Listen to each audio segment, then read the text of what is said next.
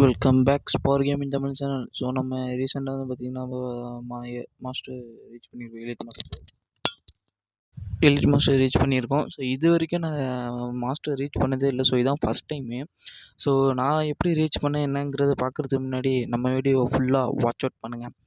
So ரொம்ப நாள் கழிச்சு நான் வீடியோ போடுறேன். ஸோ இத்தனை நாள் ஏன் வீடியோ போடணும்னு கொஞ்சம் ஒர்க்காக இருந்தது, அதான் வீடியோ என்னால் போட முடியல. ஸோ இனிமேந்து அடிக்கடி வீடியோ போட ஆரம்பிச்சிருவேன். ஸோ இந்த வீடியோ என்ன ஆகும்னா சிம்பிள். ஸோ நான் எப்படி மாஸ்டர் போகணுன்னு, ஸோ நிறைய பேருக்கு ஆசை இருக்கும் மாஸ்டர் போகணுன்ட்டு. ஸோ நிறைய பேருக்கு ஆசை இருக்கும். ஸோ நீங்களும் மாஸ்டர் போகணுன்னா ஸோ இந்த வீடியோ ஃபுல்லாக வாட்ச் அவுட் பண்ணுங்கள். என்ன ஏதுங்கிறத நான் தலைவரையாக சொல்கிறேன்.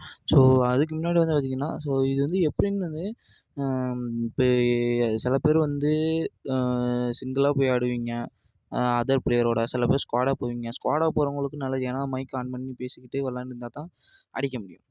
இப்போ சில பேர் வந்து பார்த்திங்கன்னா அதர் பிளேயரோட போய் விளாடும்போது, நான் வந்து பார்த்திங்கன்னா ஸ்குவாடாக போல் அதர் பிளேயரோட போய் தான் நான் எல்லா மேட்சும் ஜெயிச்சிருக்கேன்.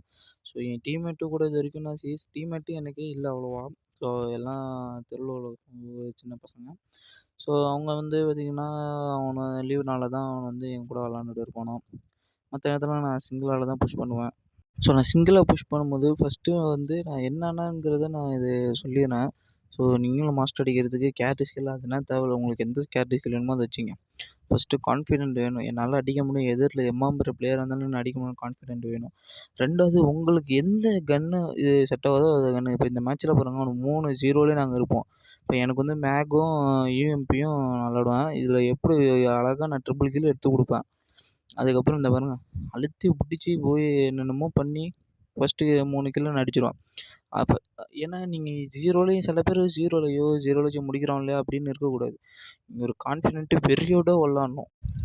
பிசி பிளேயராக இருந்தால் கூட நான் அடிப்பேன்னு நினச்சி கான்ஃபிடென்ட்டாக விளாண்டிங்கன்னா எந்த மேட்ச் இருந்தாலும் ஜெயிக்க முடியும். ஸோ இது வந்து பிஆருக்கும் சரி சிஎஸ்க்கும் ரெடி, ரெண்டுத்துக்கும் சேர்த்து தான் சொல்கிறேன்.